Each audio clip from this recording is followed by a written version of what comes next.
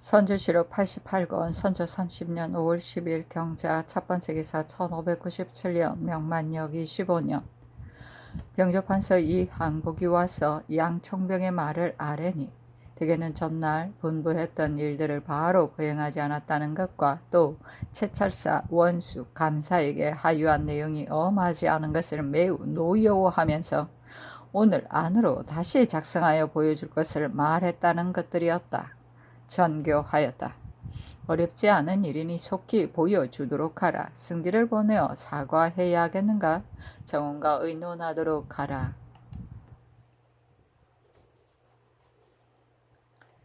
선조실록 88권 선조 30년 5월 10일 경자 두번째 기사 접대 도감이 아래었다. 총병이 신 이항복과 신 심우승을 부르기에 즉시 가서 인사를 올렸더니 또 강신을 그때 호주 참판이었다.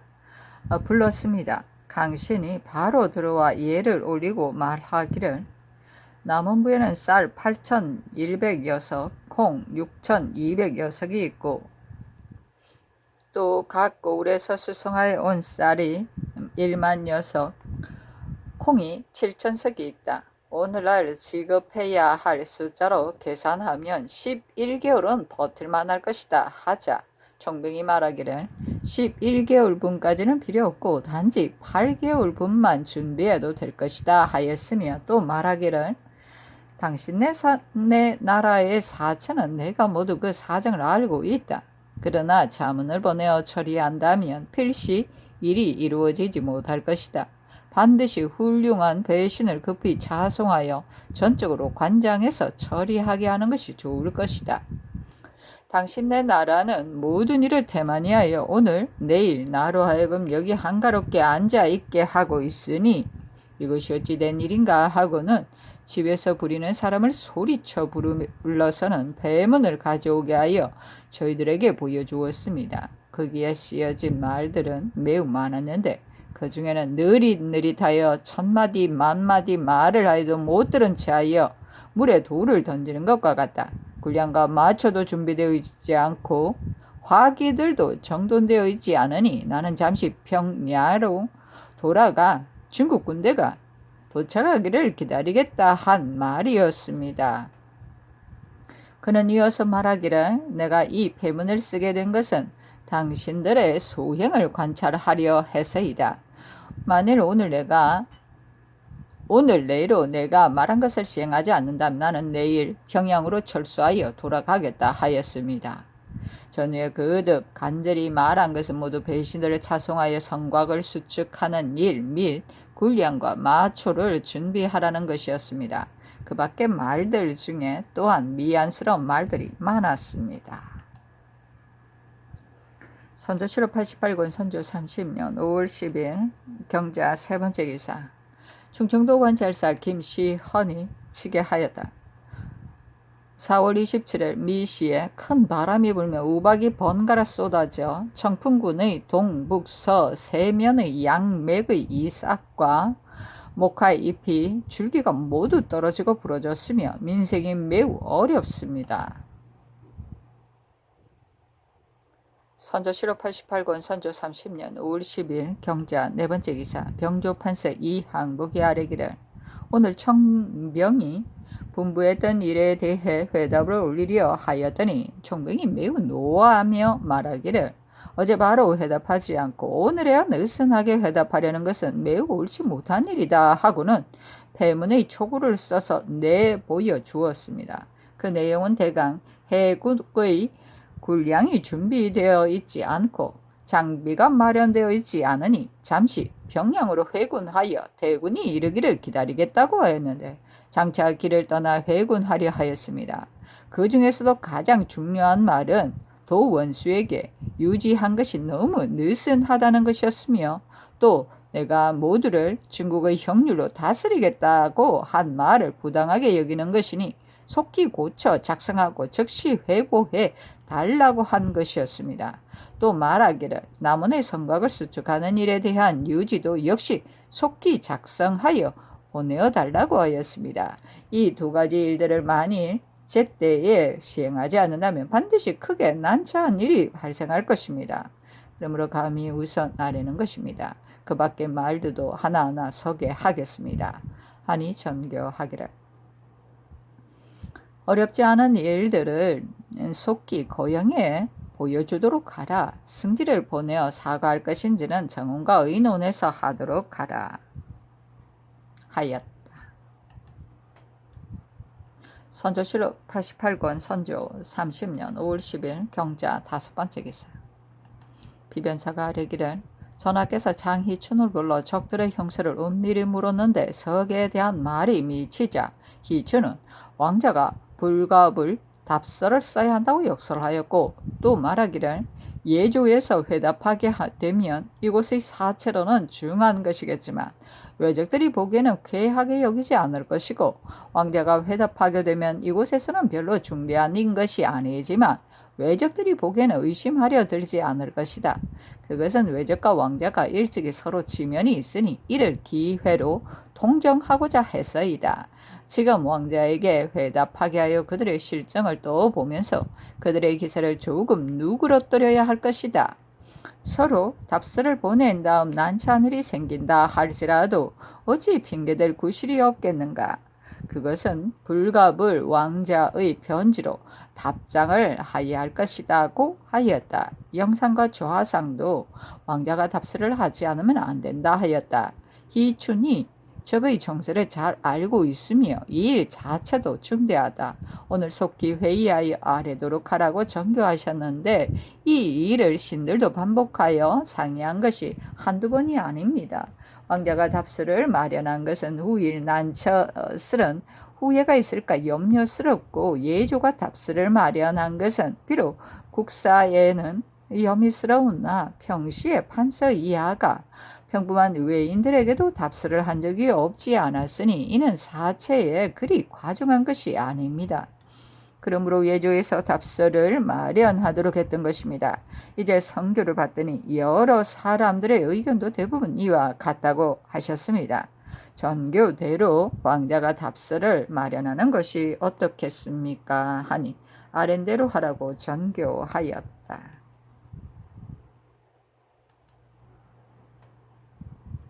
선조실록 88권 선조 30년 5월 10일 경자 6번째 기사. 이조가 아뢰기를 마 제독의 접반사를 차출하는 일로 전교하셨는데 행 대호군 임국로가 이 임무에 매우 합당합니다. 그러나 지금 평안도에 머무르고 있으니 벼슬에 임명하고 유지를 내려 그로 하여금 곧바로 의주로 가서 일행을 맡게 하는 것이 편리할 듯합니다. 또 정이품의 직함을 임시로 내리는 것이 마땅할 것입니다. 대신에 의건도 이와 같기에 감히 아뢰입니다 하니 전교하기를 이 사람이 단연코 그 임무에 합당한가의 여부를 자세히 모를 뿐만 아니라 그는 조정의 기무와 외적의 실태를 전혀 알지 못하고 있다. 비변사 당상관 중에 아무 사람이고 자송하도록 하라 하였다.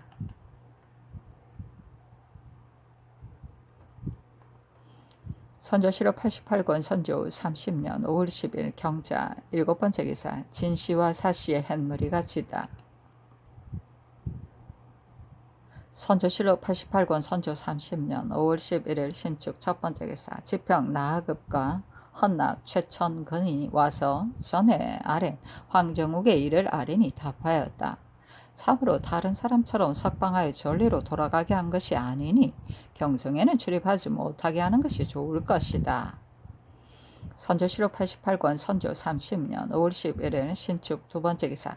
비변사가 아뢰기를 바로 지금 신 이 항복이 호 도사를 찾아보았더니 도사가 즉시 하인들을 물리치고 은밀히 글로 써서 묻기를 청정이 돌아가며 외적이 남만으로 들어간다는 말은 무엇인가 하기에 답하기를 지난번에 과연 원수의 하인 한 사람이 원수의 장계를 가지고 진중에서 올라왔는데 이런 얘기를 꺼냈으나 애당초 기장등지의 촌 백성들에게서 나온 말로 그 지역에서 풍문으로 전해진 말이니 확실한 것은 알기 어렵다 하였습니다. 도사가 말하기를 이 말은 절대 비밀에 붙이라. 소위 남반이라는 곳은 어디에 있는가 하게 답하기를 해동 제국기의 단지 남만과 남번 등의 말이 보일 뿐 남반국이라는 말은 아직 듣지 못했다. 어느 곳에 있는지도 모른다. 외중에서 자기네들끼리 하는 말로는 서남쪽으로 일본과 접해 있고 수로로 한 달 정도의 거리라 한다. 그러나 남반이라 하지 않고 늘 남반, 한자가 조금 다르다 쓰고 있었는데 혹 반과 만의 음이 서로 비슷하여 잘못 남만을 남반으로 말하는 것인지 아닌지 모르겠다 하였습니다. 도사가 말하기를 그렇지 않다. 이는 반드시 남번일 것이다.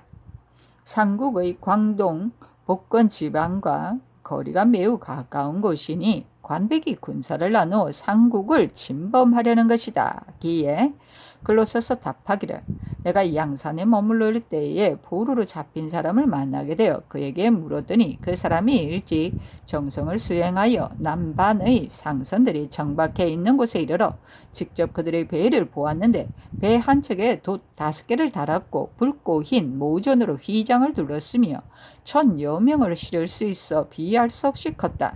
그 배가 나오는데 마치 섬과 같이 보였다. 호초와 단목, 침량, 필단이 모두 온갖 보화가 모두 그 나라에서 산출된다고 하였다. 지금 남번에 그런 배가 있는지 모르겠다 하니 도사가 틀림없이 16격이 사람을 보내와 그런 말을 하였다. 유격이 상부 관하로 보고할까 매우 염려스럽다. 지금 군사를 출동시킬 즈음 만일 이 말이 퍼져 여러 사람들이 의혹에 빠지게 된다면 군사를 출동하기에 이롭지 않을 것이다. 절대 비밀에 붙이라. 나도 다른 사람들에게 말하지 않겠다. 만일 원수에게서 계보가 나오거든 오늘처럼 와서 보여달라 하였습니다. 하니 답하기를 이 일은 내가 이미 헤아리고 있었던 것이다. 반드시 이와 같은 배단이 있을 것 같기에 서장을 안에 두고 내려보내지 않았던 것인데 지금 과연 중국 사람들의 귀에 들어가고 말았으니 한심스럽다. 만일 묻는 자가 있거든 숨기도록 하라 하였다.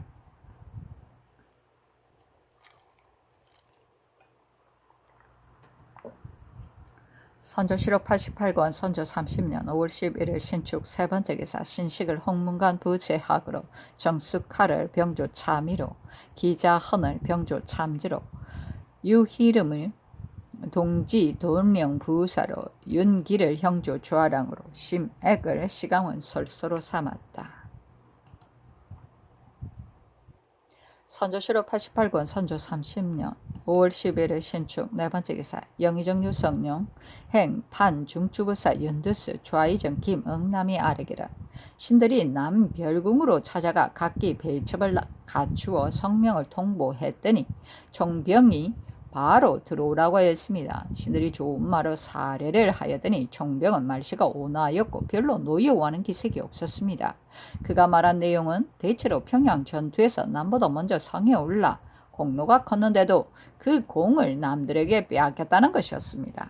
신성룡이 답하기를 그때 소우생이 군대의 후미에 있었기 때문에 노야의 공을 참으로 자세히 알고 있다 하였더니 총병이 웃으면서 말하기를 그렇다면 그때 순한 어사가 나와 물었을 때 왜 한마디도 말하지 않았는가 하였습니다. 신이 답하기를 서운하는 권리가 대장하기에 있으니 우리나라에서는 감히 의견을 펼 수가 없었다 하자. 총병은 웃으면서 말하기를 이것은 이미 지난 일이다. 앞으로 절대 그렇게 하지 말라 하고서 또 손시랑이 죄 없이 무구를 입은 일에 대하여 말하였습니다. 또 말하기를 중조에서 누차 출병하는 것은 단지 조선을 구원하기 위해서인데도 조선 사람들은 조선은 중국의 울타리니 중국에서 구원해 주지 않을 수 없다 하고 있다. 이 말은 결코 옳지 않은 말이다. 가령 왜 저기 압록강을 넘어왔다 하더라도 중국에서는 능히 막아낼 수 있으니 무엇이 두렵겠는가? 지금 달자가 중국과 국경을 접하고 있으나 중국이 능히 제 앞에 막아내고 있는데 하물며 왜적 따위이겠는가 하였습니다. 또 말하기를 내가 전라도로 가서 전라도를 보전시킨다 할지라도 도성이 만일 동요된다면 일에 도움이 되지 못할 것이다. 내가 여기에 와 도성의 백성들을 보니 숲을 사이에 흩어져 살며 담장을 수리하려 하지 않아 모두가 굳은 의지가 없었다. 국왕께서도 여염에 사시면서 별방 고치거나 집을 짓는 일이 없으시니 근본 계책이 견고하지 못함을 볼 수 있다. 이 일은 관계가 매우 지대하니 이렇게 하는 것은 옳지 않다 하기에 신들이 답하기를 국왕이 환도하셨을 때 즉시 옛 궁궐 자리에 대략 초가집이라도 엮어 거처하시려 하였었다. 이는 실상 경성을 수습하여 인심을 진정시키려는 계책에서였다. 다만 백성들의 힘이 잔파되었으므로 계획을 세워 건축하지 못해서 이렇게 된 것이다 하였더니 총병이 답하기를 한강의 지세가 저렇게 험한데 어찌 가볍게 버릴 수 있겠는가 하며 누누이 말하였습니다 하니 알았다고 전교하였다.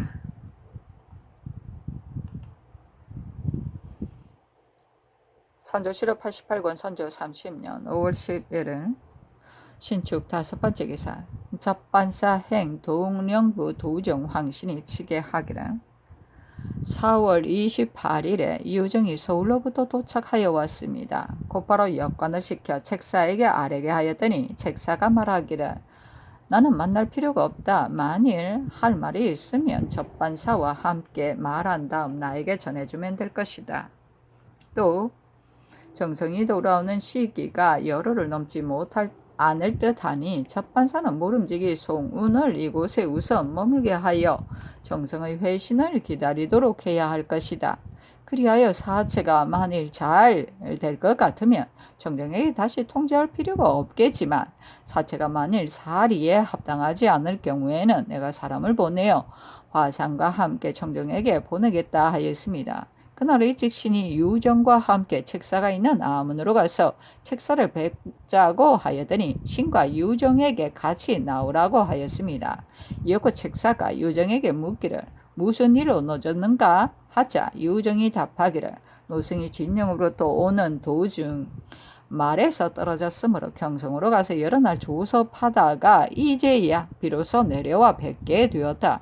말 타기가 서툴러 겸정하지 못하여 오는 걸음이 늦어진 것이다 하였습니다. 책사가 말하기를 청정이 진작 나를 보고자 했다는데 왜 일찍 말하지 않았는가? 내가 만일 일찍 그 소식을 들었다면 혹 사람을 뽑아 청정에게 보내어서 그들이 무슨 짓을 하고 있는지를 보게 하였을 것이다. 그런 다음 조처하였으면 좋았을 것이다. 그러나 이제는 너무 늦어 기회를 놓쳤으니 너무나 한스럽다 하자 유정이 답하기를 노승이 처음 정정과 만났을 때 정정이 심노야가 무슨 일로 경주에 도착한 것인가 하기에 내가 답하기를 심노야가 경상 좌도의 산천과 도루를 보고자 해서 온 것이다 하였더니 정정이 또 말하기를 내가 들으니 심노야는 행장과 서로 친하여 매사에 행장만을 상대하고 우리 같은 무리와는 다시 돌아볼 채도 않으려 하고 있으니 역시 공명한 도리를 따르는 사람이 아니다 하기에 내가 답하기를 심노야가 중국 조정의 명을 바꿔서 두 나라를 화해시키려 하니 어찌 행장만을 상대하고 당신네들을 돌아볼 채도 않을 리가 있겠는가. 만일 행장이 주선해야 할 일이면 심노야가 반드시 행장과 계책을 의논하였을 것이고 만일 당신과 주선해야 할 일이면 심노야가 또한 당신과 계책을 의논하였을 것이다. 어찌 비차의 구분을 두었겠는가 하자 정정이 말하기를 그렇다면 내가 심노야를 뵙고자 하니 당신은 모름지기 심노야에게 청해달라. 경주에 이르게 되면 내가 서로 만나겠다 하였습니다. 책사가 말하기를 이는 바로 내가 전날 당신들에게서 했던 말이다. 지금 당신네 나라는 매사를 중국에 품하겠다는 핑계로 또 우리나라는 간섭할 수 없다. 당신네는 당연히 심노야에게 품하여 의논토록 하라 하였다면 좋았을 것이다. 내가 사람들을 보내 저쪽으로 가게 할 것을 모르는 바가 아니나 만일 사람을 보내 먼저 가도록 하면 청정은 반드시 무슨 일로 심노야가 사람을 보내오는 것인가? 이는 반드시 나를 속이려고 하는 짓이라고 생각할 것이다. 그렇게 되면 반드시 우리를 믿어주지 않을 것이다. 그러므로 당연히 송문이 이를 언급하여 청정이 먼저 나를 보자고 한 뒤에 내가 가서 그를 만나게 되면 그도 반드시 서로 믿게 될 것이며 체면도 좋게 될 것이다. 그래서 내가 기꺼이 송문이 갔었으면 했던 것이다. 이제 그가 나를 만나야 한다는 것을 알면서도 일찍이 그 말을 나에게 하려고 하지 않고 근거 없는 말을 하여 사람들에게 뜬 소문을 퍼뜨리고 장차는 상국에까지 전파시키려 하니 이것이 무슨 도리란 말인가? 지금으로선 나도 다시 어떠한 조처를 내릴 수가 없다 하기에 신이 말하기를 송은이 가면서 노야에게 이를 일찍이 포함하지 않았던 것은 송은의 잘못이다. 이 채찰께서도 우연히 미처 살피지 못하였을 것이다. 그러나 앞으로도 어찌 해볼 수 있는 기회가 없겠는가? 지금 송은이 사람을 뽑아 청정에게 보내려 하고 있으니 노이아께서도 사람을 뽑아 함께 가도록 해서 저들의 정세를 보게 하는 것도 무방할 것이다 하자 책사는 정성이 속기 올 것이니 그가 오면 다시 조처가 있을 것이다 하였습니다. 유정이 말하기를 청정이 처음에는 이달 13일로 약속을 하면서 빨리 와서 말해 달라고 하였었다. 그런데 이미 17일이 지났다. 또 정성이 오기를 기다리자면 다시 10여일이 지연될 것이니 기회를 거르칠까 염려스럽다.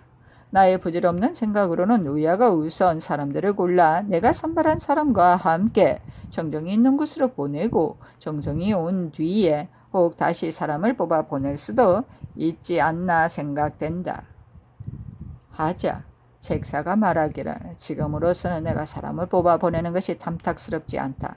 당신이 우선 이 채찰사에 가서 상의하여 먼저 한 사람을 뽑아 청정에게 보내어 말하게 하되 내가 서울에 도착하여 병을 앓다가 이제야 비로소 내려와 심노야를 만나보고 당신의 뜻을 낱낱이 말했듯이 심노야는 당신이 만일 그를 보고자 한다면 왜 서장을 보내어 만나려 하지 않는단 말인가 라고 하였다고 하게 하고 또 송문이 말하기를 입으로는 전하는 말은 신뢰를 받지 못한다. 또 중국 조정의 두 총병과 두 당관들이 서울에 나와 있으면서 서로 만나 직접 상의하고자 하니 내가 가서 만나야겠다. 요사는 조금 한가하니 나는 당신이 다시 그분들과 통하기를 기다렸다가 경주 등지에 가서 서로 만나겠다라고 하더라고 말하게 하라. 그러면 그들이 반드시 대답하는 말이 있을 것이니 꼭 나에게 통보해 주었으면 좋겠다 하였습니다. 그날 책사가 보낸 장성이라는 자가 부산 진영으로부터 행장의 서신을 가지고 돌아왔었습니다.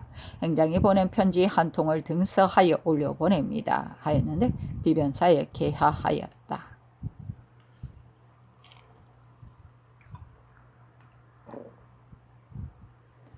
선조실록 88권 선조 30년 5월 11일 신축 6번째 기사 행장이 심 책사에게 보낸 편지는 다음과 같다.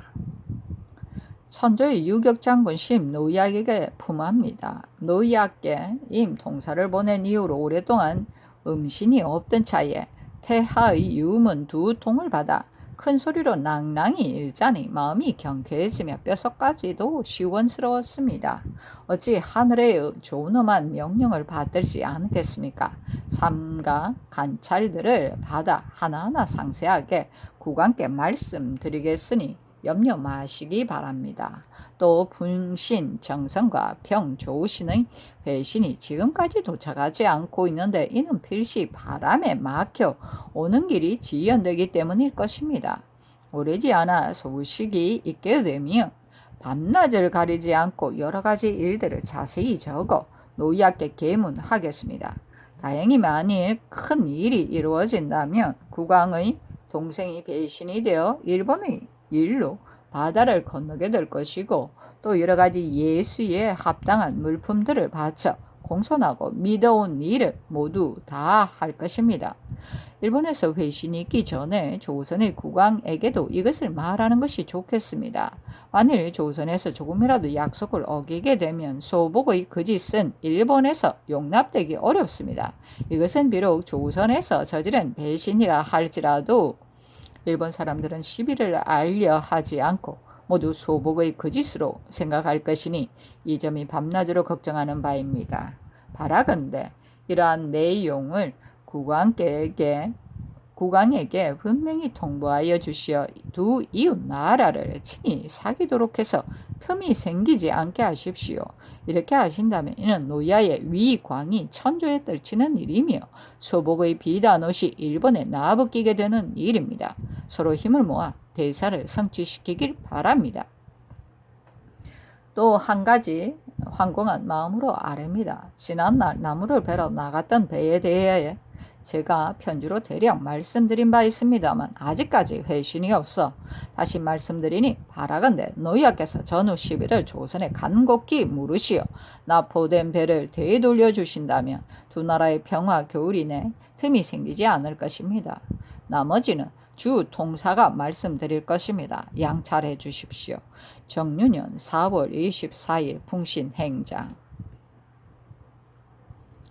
선조실록 88권 선조 30년 5월 12일 이민 첫 번째 기사. 지평 나급과 헌납 최천건이 와서 전에 아랜 황정욱의 일을 아랜이 답하였다. 이미 유시하였다. 이처럼 할 필요가 없다. 선조실록 88권 선조 30년 5월 12일 이민 두 번째 기사. 지평 나급이 와서 아뢰기라. 양총병이 관직이 높은 대신으로 접반사를 삼으려 하였는데 상께서 접견하실 적에 기왕 청한 대로 허락하셨으니 해조에서는 즉시 받들어 시행했어야 마땅합니다. 그런데도 여러 날을 지연시키다가 이제야 비로소 차출하여 사체를 훼손시켰으니 매우 잘못된 일입니다. 또한 신문할 배신을 미리 차출하도록 명을 내리신 것이 벌써 오래되었습니다. 그런데도 아직까지 덮어두고 있으니 이것도 매우 지연된 일입니다. 이조의 당상관과 생낭청을 함께 추구하도록 명하소서. 중국 장수를 접대하는 일은 그 예절이 막중하니 조금이라도 실수를 범해서는 안 됩니다. 지난번 모화관에서 양총병을 영접할 때에 정원에서는 행례 절차를 자세히 생각했어야 할 것이며 총병에게도 미리 알려줘 조금 더 전도되는 일이 없도록 했어야 하는데도 총병이 악차에 이른 다음에야 비로소 나와 계단을 내려오도록 말하여 영접하는 모든 절차에 완전히 차질을 빚어 큰 예식을 훼손하게 하였으니 그들의 불찰이 심합니다. 색승지와 도승지를 함께 추구하도록 명하소서. 지금 국가의 일이 하루가 급하니 신하된 자는 분주히 힘써 일하기에 여념이 없어야 할 것입니다. 지위가 낮은 관원들도 그래야 하는데 하물며 높은 관원이겠습니까? 근래 제신들이 대부분 지방에 내려가 눌러 지내며 오랫동안 조정에 돌아오지 않고 있으니 몸을 바쳐 국가에 봉사하려는 의리가 너무도 없습니다. 모두 파직하도록 명하소서. 근래 중국의 장수들이 연이어 나오고 있으며 영경에 가는 사신들도 전후에 서로 이어지고 있으므로 역관들이 모두 서울에 있다 할지라도 일에 맞춰 부리기가 부족한 실정입니다. 그런데 혹 연고 없이 물러나 시골에 편히 누워있는 자도 있으며 혹은 공사로 인하여 내려갔다가 오랫동안 돌아오지 않고 있는 자도 있습니다. 그러므로 비변사에서 입문하여 재촉한 것이 한두 번이 아니었는데도 전혀 움직일 생각을 하지 않고 있으니 자신의 편안만을 생각하고 방자히 굴며 국법을 생각하지 않는 죄가 큽니다. 만일 엄하게 징치하지 않는다면 거두어 모을 일이 없게 될 것입니다. 그 중에서도 특히 심한 자들은 모두 나국하도록 명하소서 하니 답하기를 아랜대로 하라. 지방에 머물고 있는 제신은 추구하도록 하라 하였다.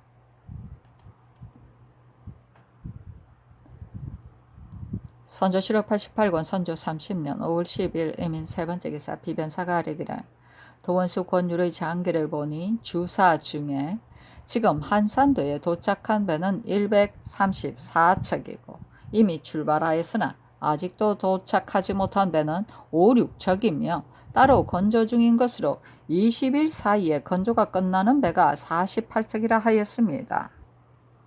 모두 계산하면 180여 척에 이르는데 이들은 판옥 대선입니다. 이 밖에도 병선으로서 군의 형세를 도울 만한 숫자가 반드시 많이 있을 것입니다.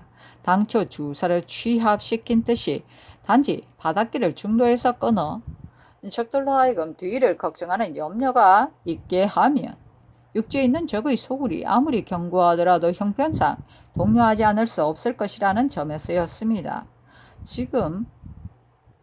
이는 지금으로서의 큰 계책입니다. 혹 어떤 사람은 적병이 현재 안골포와 가덕도에 주둔하고 있으니 우리나라의 주사가 이곳을 지나 부산 앞바다를 가로막기는 어렵다고 하니 그 영세가 진실로 그렇기는 합니다. 애당초 두 적장이 화협하지 못하여 행장은 성패를 앉아서 관망하려는 마음이 있었습니다. 그래서 한산도의 주사들이 부산을 한 번씩 왕래할 수 있었습니다. 지금 권율의 장기를 살펴보니 그도 본마은 주사를 크게 버리어 일본에서 나오는 배들을 막으려고 하였던 것인데 그런 주사의 출입이 거제 등지의 적들을 수포함에 불구하고 부산 앞바다는 왕래하지 못하고 있어 군량을 실은 적선들이 연이 왕래하며 끓이는 바가 없으니 매우 잘못된 것이라고 하였습니다. 이 말이 매우 옳은 말입니다. 이제 주사와 선척 격군이 대각 모아졌으니 통제사 원균의 씨가 다시 형세를 살피게 해서 혹은 거제도와 옥포 등지에서 진주시키고 부산과 대마도의 바닷길을 살피게 해서 중로를 막아 끊는 계책을 세워야 할 것입니다. 가령 크게 싸우지는 못한다 할지라도 배를 3등분해서 전령도 앞바다를 번갈아 오가며 뒤따라온 배가 이어가고 앞에 있던 배가 되돌아가게 함으로써 주사의 왕래가 끊어지지 않게 하여 부산과 서생포에 상륙해 있는 외적들은 모두 군량 및 수송로가 끊길까 걱정할 것이고 뒤를 이어 나오는 적선들도 반드시 두려워하고 주저하며 함부로 건너오지 못하게 해서 마음대로 행행하지 못할 것입니다. 이렇게 되면 적의 형세는 선두와 후미가 단절되어 우리가 도모할 수 있게 될 것입니다. 대체로 군세는 기회를 타는 것을 소중히 여기며 또 견고한 것을 피하고 허점을 공격하란 말이 있습니다. 요즘 말하는 자들 중에 혹은 곧바로 적의 소굴을 공격하려고 하고 있습니다마는 이는 바로 견고한 것을 공격하는 것으로 병가에서 꺼리는 바입니다. 반드시 우리의 장점을 이용하여 적의 허점을 공격한 다음에야 승리의 공을 거둘 수 있습니다. 요새 적을 살펴보면 오랫동안 주둔해 있으면서 성문을 나오지 않고 매일 큰 소리로 공갈만 치고 있습니다. 그러나 흉도들이 아직 집결을 마치지 못하였고 군량이 계속되지 못하고 있으니 이는 바로 기회를 타서 승리를 얻을 수 있는 시기입니다. 육지에서의 싸움은 참으로 쉽게 끝낼 수 없습니다. 그러나 먼저 지형을 가리어 요새를 구축하고 굳게 지켜서 적이 승리할 수 없는 형세를 구축하여 마치 지난날 행주와 파주처럼 해야 할 것입니다. 그런 다음 정병을 신중히 골라 부서를 정하고 장수를 임명해 10명이나 5명 단위로 밤낮을 가리지 않고 날새게 공격해야 할 것입니다. 그리하여 나무하고 농사 짓는 적들로 하여금 소요에 휩싸여 불안에 떨게 하면 적들은 반드시 분한 마음에 한번 크게 쏟아져 나와 우리의 진영을 침범할 것입니다. 이는 바로 상대방을 유인해내는 병가의 술책으로서 제압하기가 매우 쉽습니다. 만일 우리의 군사가 승리하고 적의 형세가 무너져 행주의 전쟁처럼만 된다면 적들의 기세는 이미 좌절되고 말 것입니다. 이로 인하여 바다와 육지에서 그 기회를 타게 되면 적을 이길 수 있는 방법이 없지도 않습니다. 신들의 어리석은 견해는 이와 같으니 이는 경거망동하는 자들의 의견과는 다릅니다. 바라건대 이러한 의견을 비밀히 도채찰사와 도원수에게 하유하여 다시 더 상냥하도록 하고 수군과 육군의 여러 장수들을 단속하여 길을 잃지 말도록 곧바로 선정관을 보내어 밤낮을 가리지 않고 달려가게 하는 것이 어떻겠습니까? 하니 답하기를 계산은 지당하나 나의 견해는 그렇지 않다. 채찰사에게도 반드시 계책이 있어 스스로 지휘할 것이니 하유할 것이 없다 하였다.